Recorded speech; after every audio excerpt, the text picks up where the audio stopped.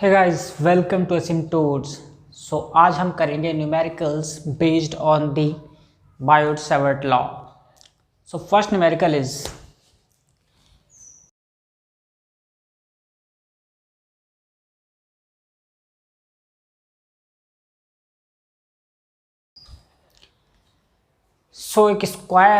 एक square loop के अंदर मुझे करना है कैलकुलेट मैग्नेटिक फील्ड।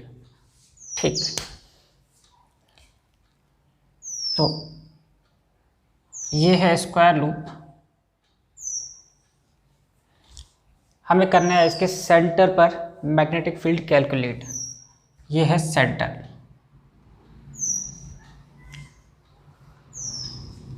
हर साइड में करंट जो जा रहा है वो होगा 10 एम्पियर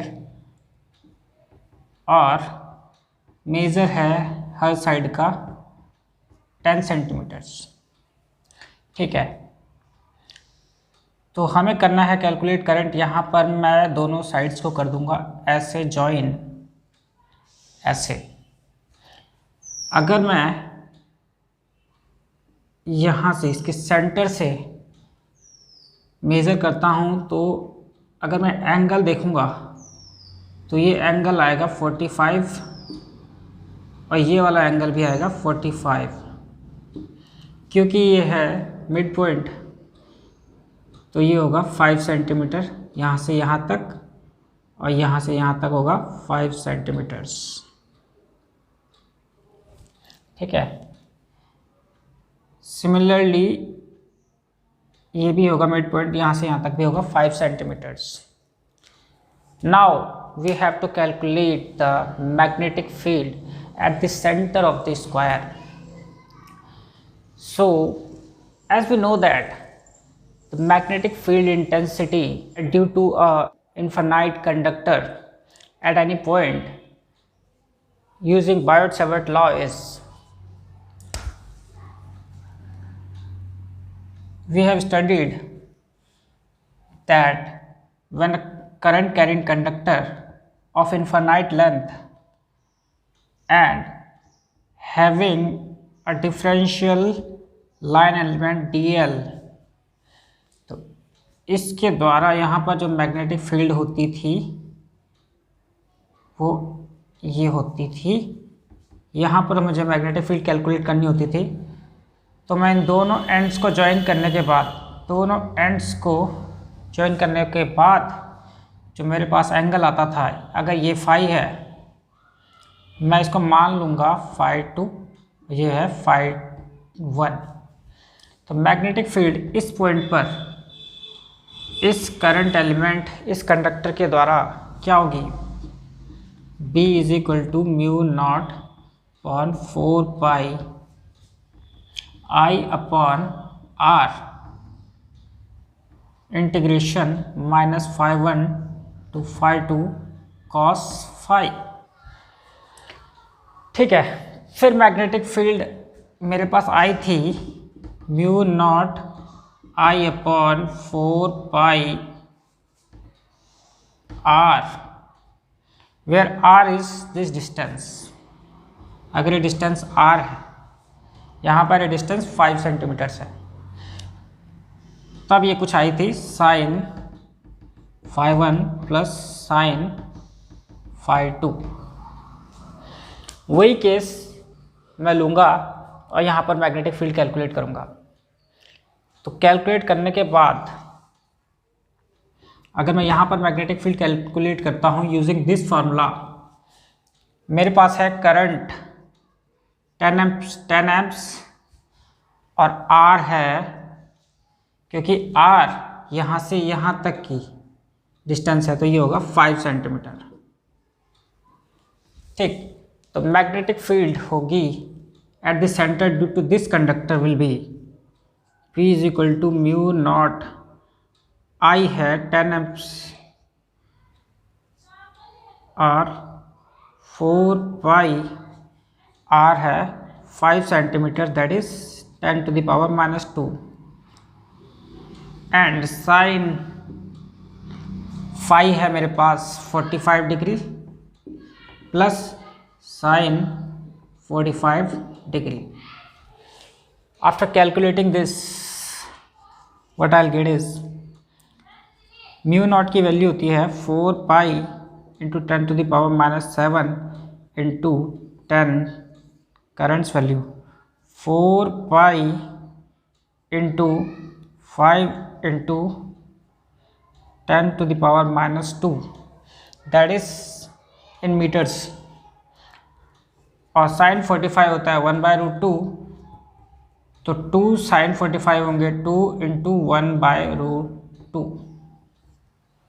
इसे कैलकुलेट करने के बाद 4 पाई से 4 पाई कैंसिल हो जाएगा, 5 2 इज 10। ये हो जाएगा b is equal to 2 into 10⁻⁻5 into √2। इसे कैलकुलेट करने के बाद मेरे पास आएगा इसे कैलकुलेट करने के बाद मेरे पास आएगा 2.83 इंटू 10⁻⁻5 टेस्ला। यह है मैग्नेटिक फील्ड एक कंडक्टर के द्वारा इस पॉइंट पर। अगर मैं चारों कंडक्टर से स्क्वायर की चारों साइड से यहाँ पर मैग्नेटिक फील्ड करूँगा तो इसका क्या होगा 4 times. So calculate it. Total magnetic field होगा मेरे पास 4 into 2.83 into 10⁻⁻5 tesla, that will be around 1.3 into 10⁻⁻5 tesla. ये होगी magnetic field due to a circular coil due to a square coil at the center. So the next numerical will be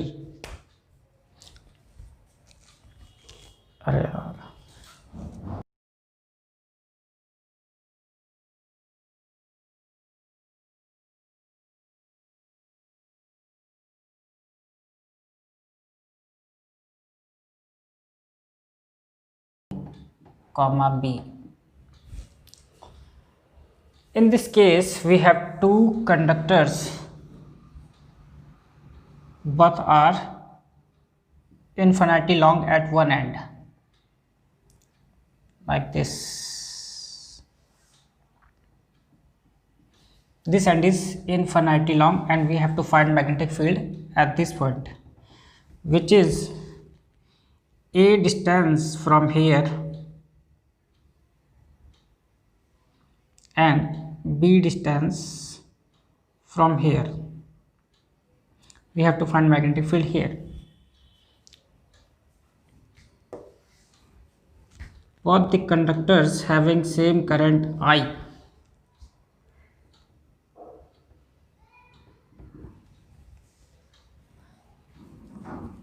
If one angle is theta 2, this is theta 1.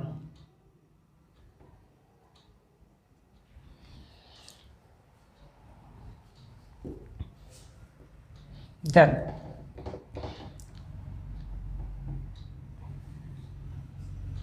वही case होगा इसमें भी, जैसा कि पिछले numerical में हमने देखा था magnetic field at the centre of the square loop था। उसमें जो एक्सप्रेशन आई थी मैग्नेटिक फील्ड की वो हमने ये यूज़ की थी mu naught I upon 4 pi R sine phi 1 plus sine phi 2। यहाँ भी वही केस होगा, लेकिन वहाँ पर एक कंडक्टर के लिए हमने निकाला था तब ये मैग्नेटिक फील्ड की एक्सप्रेशन यूज़ की थी। यहाँ पर 2 कंडक्टर्स हैं, तो अगर यहाँ पर फाई 1 की वैल्यू है थीटा 2 और फाई 2 की वैल्यू है, अगर ये इनफाइनाइटली लॉन्ग है तो ये जो एंगल होगा ये होगा ऑलमोस्ट 90 डिग्री। ये वाला एंगल होगा 90 डिग्री, दैट इज़ पाई/2। उसी तरह ये वाला एंगल भी होगा ऑलमोस्ट 90 डिग्री, क्योंकि ये इनफाइनाइटली लॉन्ग है। ठीक है, now putting these values in this expression, b is equal to mu naught I is same in both these conductor. Magnetic field due to this conductor will be B1 and mu naught I 4 pi, and this distance is A. Here phi 1 is, if यहाँ पर ये है pi by 2, तो sine pi by 2 plus sine theta 2, pi by 2 होगा 1, तो B1 होगी mu naught I upon 4 pi A, pi 2 sine pi by 2 होगा 1 plus sine theta 2। इस थीटा 2 के हिसाब से अगर मैं साइन थीटा 2 लूँगा तो साइन थीटा 2, साइन थीटा होता है perpendicular upon hypotenuse, perpendicular length होगी b, हाइपोटेन्यूज है this, hypotenuse will be under root A square plus B square. ये होगी हाइपोटेन्यूज की length A square plus B square. तो मैं इसे लूँगा परपेंडिकुलर होगा b अपॉन अंडर रूट, ये होगा hypotenuse which is under root a square plus b square. Now magnetic field due to this conductor at this point will be B2 is equal to mu naught I upon 4 pi, यहाँ पर r है ये वाली length which is b,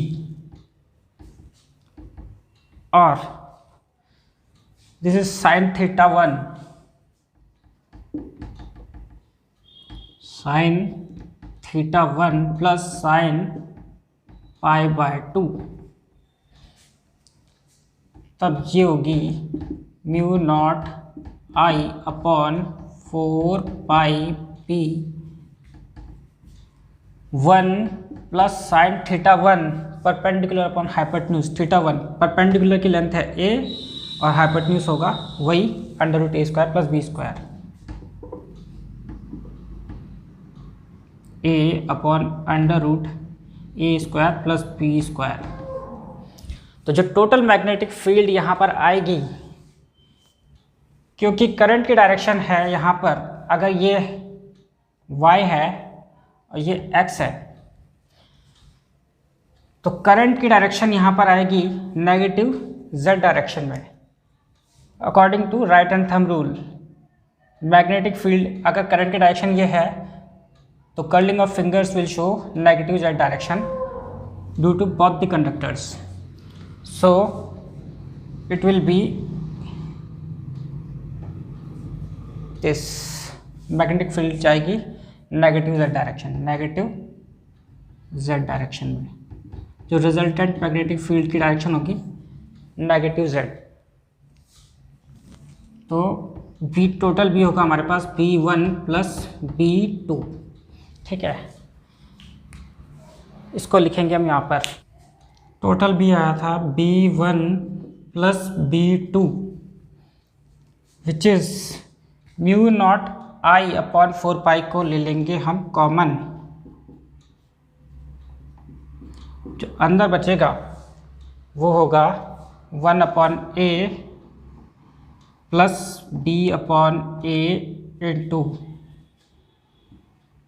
1 upon under root A square plus B square, यहाँ होगा 1 upon B plus A upon B into 1 upon under root A square plus B square. इसे calculate करने के बाद हमारे पास आएगा, जो रिज़ल्ट होगा वो होगा mu naught I upon 4 pi 1/a plus 1/b plus 1/√a² plus b² into b/a plus a/b।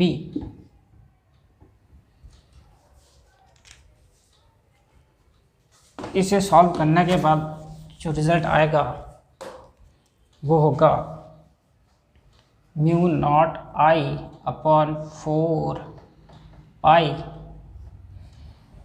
a plus b/ab plus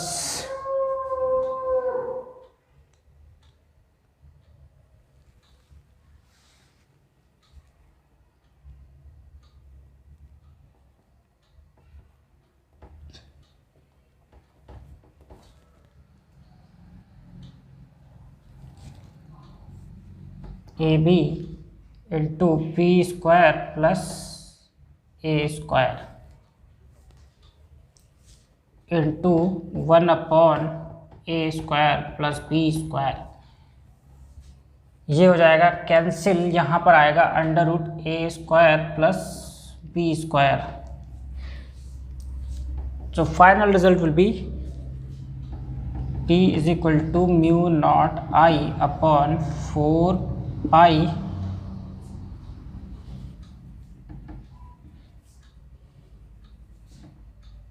a plus b/ab plus √a² plus b²/ab। इससे कंक्लूड करने के बाद मेरे पास जो आएगी तो टोटल मैग्नेटिक फील्ड होगी μ0/4 पाई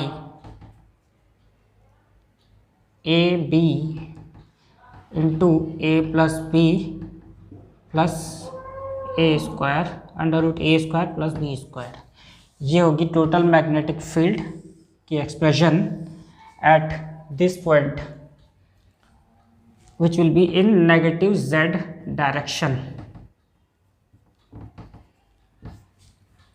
इस वाले फिगर में यहाँ पर जो मैग्नेटिक फील्ड होगी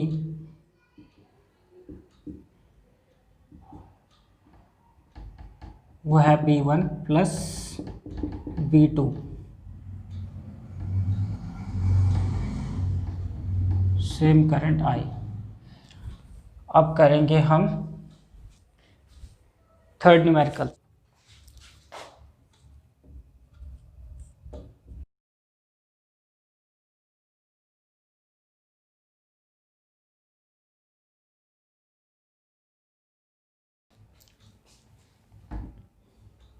So we have to find magnetic field at this coordinate where this is z axis, this is x axis, this is y axis, y, z and x, and we have to find magnetic field at this point which having coordinate is 0, 0, -a. The direction of the current as given in the question is this and this, and we have to find magnetic field at here due to all these conductors which are held perpendicular, mutually perpendicular to each other. So इस conductor से यहाँ पर जो magnetic field होगी, सबसे पहले conductor along the z axis, इसके द्वारा यहाँ पर मैग्नेटिक फील्ड होगी। तो क्योंकि इस कंडक्टर से ये डिस्टेंस है 0 डिस्टेंस पर, ये डिस्टेंस है 0 डिस्टेंस पर, therefore magnetic field due to conductor along z axis will be 0, क्योंकि यहाँ पर r होगा 0।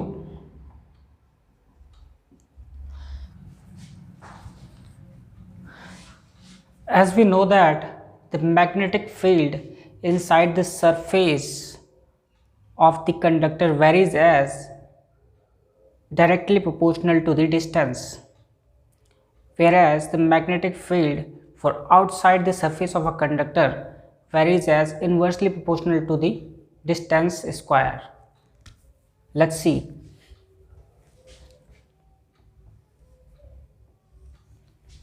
When surface of a conductor having radius r, magnetic field varies as directly proportional to r, where r is less than r, for that is inside the conductor, and for outside the conductor magnetic field varies as inverse relation with the square of the distance, where r is greater than r. Here r is the radius of a conductor and this r is a distance where magnetic field has to be calculated. So just like in this case,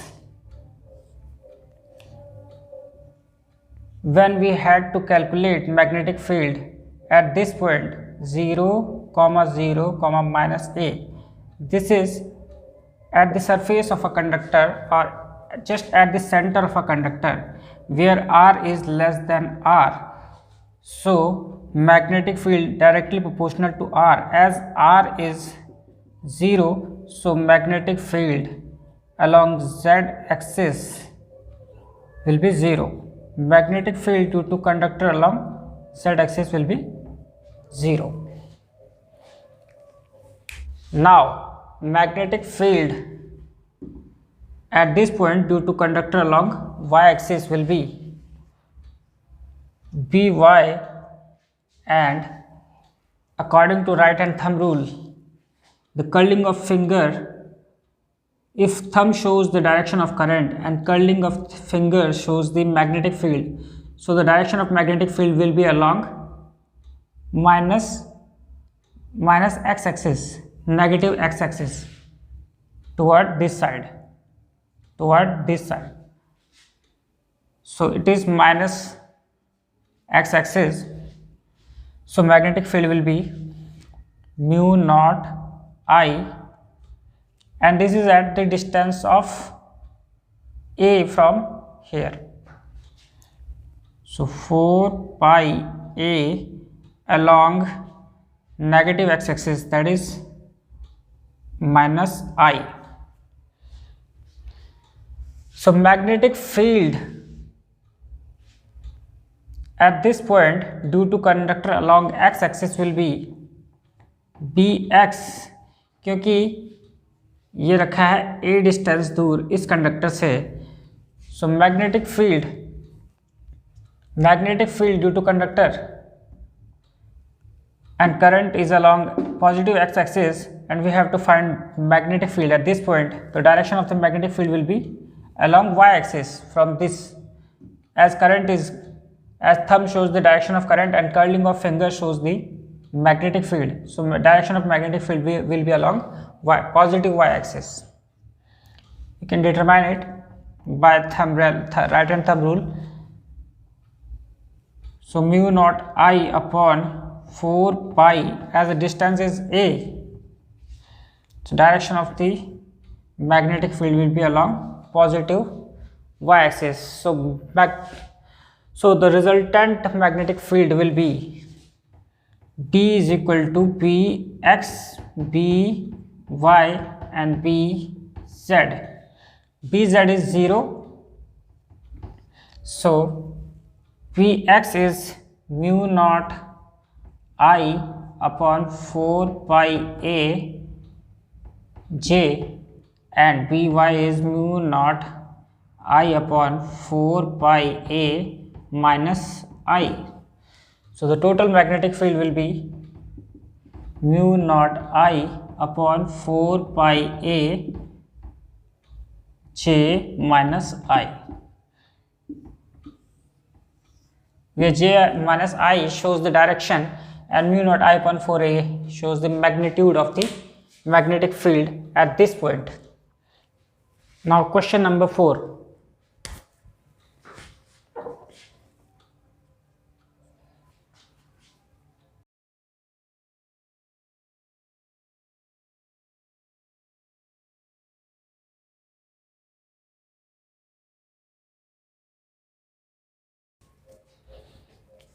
So the figure will be like this.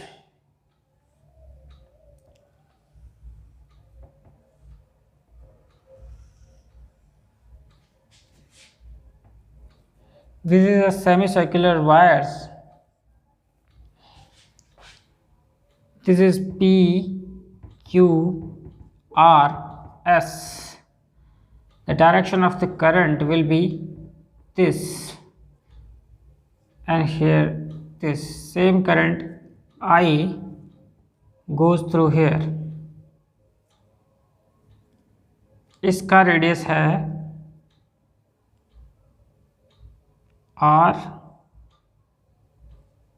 R1 और इसका radius होगा R2. We have to find magnetic field at this point C. Now, as we know that magnetic field at the center of the circular coil carrying current, which is this is the small current element dl, the magnetic field. हमें पता है magnetic field एक circular coil carrying current के centre पर magnetic field कितनी होती थी. According to Biot Savart law, mu naught I D L sine theta upon 4 pi R square. क्योंकि यहाँ पर थीटा था 90 डिग्री, तो हमारे पास मैग्नेटिक फील्ड आएगी mu naught I 4 pi R square integration of D L, where integration of D L will become mu naught I upon 4 pi R square into 2 pi R. क्योंकि D L है small current element इस circular loop का, तो पूरे circle को integrate करने के बाद आता था 2 पाई आर. तब मैग्नेटिक फील्ड जो मेरे पास आती थी वो थी mu naught I upon 4 pi R square, 4 pi mu naught I upon 4 pi into 2 pi, जिसको मैं लिखता था ऐसे mu naught 2 pi I upon 4 pi are.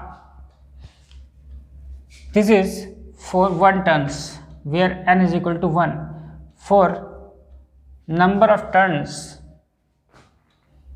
for n number of turns, magnetic field will be mu naught I into 4 pi r into 2 pi n.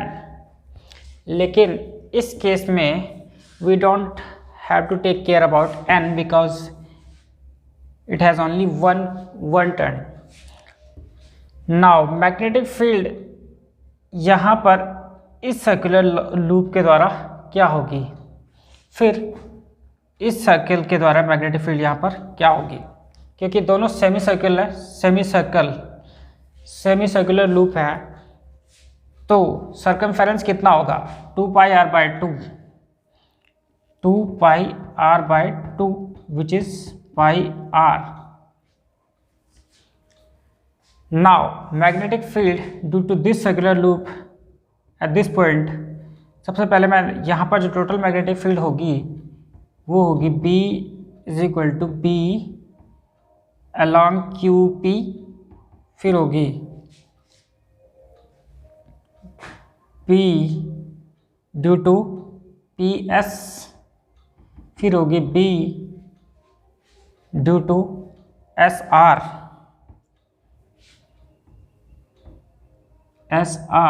फिर होगी B due to QR. Q R, क्योंकि हमें magnetic field निकालनी है यहाँ पर जो कि इसके पैरेलल है।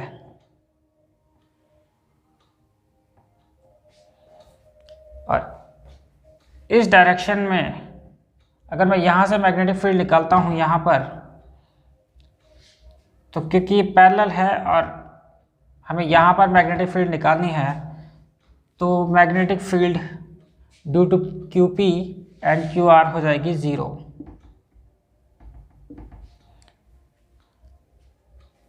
ठीक है।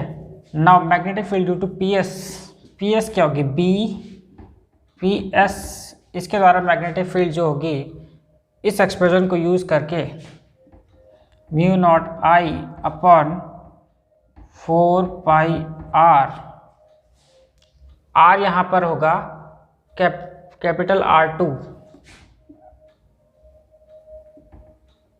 कैपिटल R2 करंट है I, तो क्योंकि सरकमफेरेंस हो जाएगा आधा,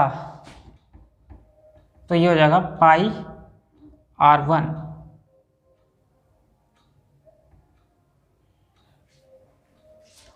पाई, only pi, because this will, यहाँ पर सिर्फ पाई होगा। इसको मैं लिखूंगा mu naught I upon 4R2। उसी तरह इसकी डायरेक्शन अगर निकाली जाए, अगर इसकी डायरेक्शन देखेंगे तो मैग्नेटिक फील्ड, अगर करंट की डायरेक्शन क्लॉकवाइज है तो मैग्नेटिक फील्ड होगी थंब की डायरेक्शन में।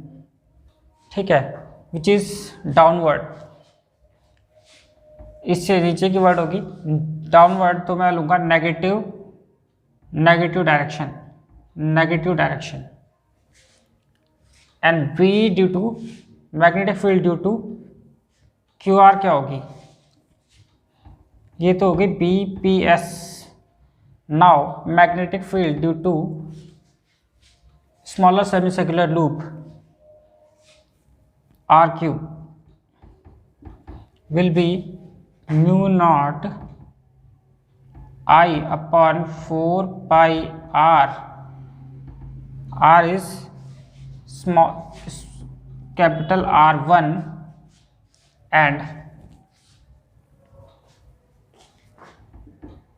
pi and along, क्योंकि यहाँ पर direction of current is anti-clockwise, so magnetic field will be upward, which will be taken as positive. So total magnetic field होगी B P S plus B R Q will be mu naught I upon 4 1 upon R1 minus 1 upon R2, and the resultant magnetic field will be, क्योंकि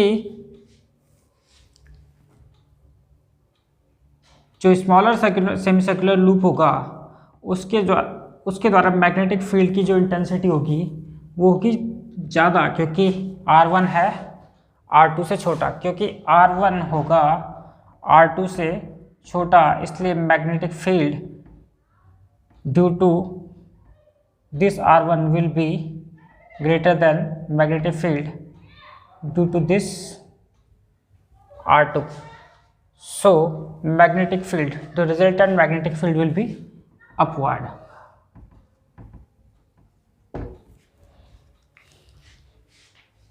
Question 5.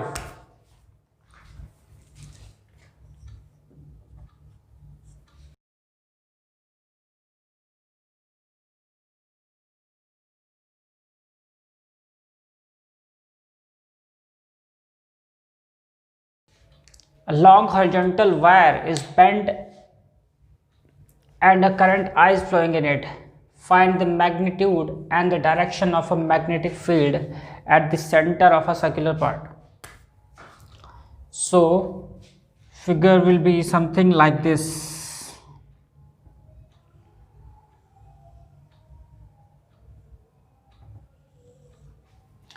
This is current is flowing in this direction, this and this is C D E, sorry,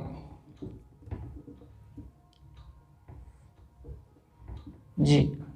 So we have to calculate the magnetic field at this point where the direction of current is this. There are two cases.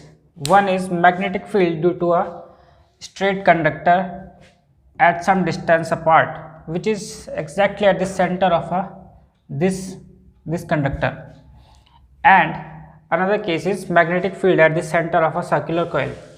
So we know that magnetic field at the center of a right at the center of a current carrying conductor is mu naught 2I upon 4 pi r, whereas at the end magnetic field will be mu naught I upon 4 pi r. So we have to use this case, the magnetic field at the center of a conductor carrying current.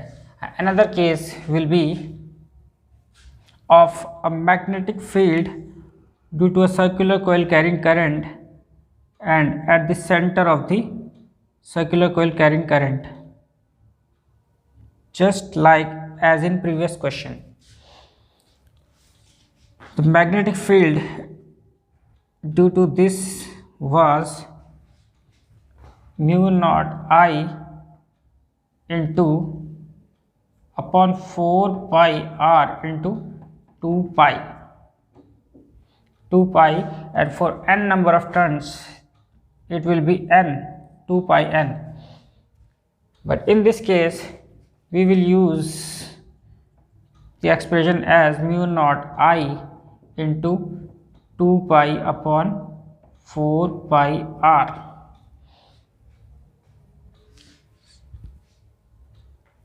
Now the magnetic field will be, total magnetic field will be B C D F G, B, or we can say CG because C to G, and plus magnetic field due to this circular part will be DEF. So BCG will be, क्योंकि ये straight conductor है तो magnetic field due to straight conductor at this point will be mu naught I upon mu naught 2I upon 4 pi r, 4 pi r, क्योंकि according to right hand thumb rule the direction of current is this, so magnetic field will be upward, so we'll take this as a positive direction. Now magnetic field due to this circular part will be DF, which is mu naught I into 2 pi upon 4 pi r, and magnetic field due to this circular part, as the direction of current is clockwise, the magnetic field will be downward, so we'll take this as negative direction. So total magnetic field will be B, adding both these, mu naught 2I upon 4 pi r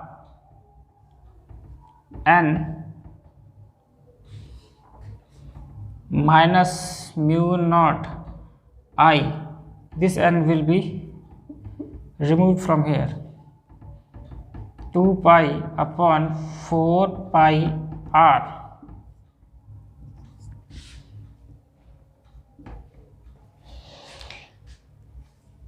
taking mu naught common, mu naught into I common, 2 will be this,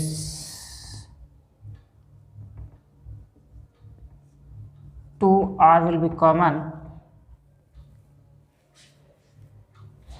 1 upon pi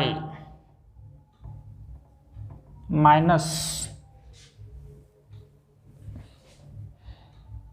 y से pi cancel, 2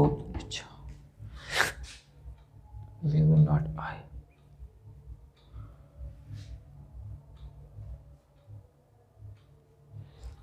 This will be 1.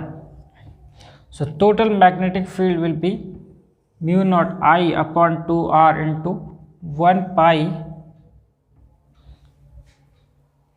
upon pi minus 1, which will be upward.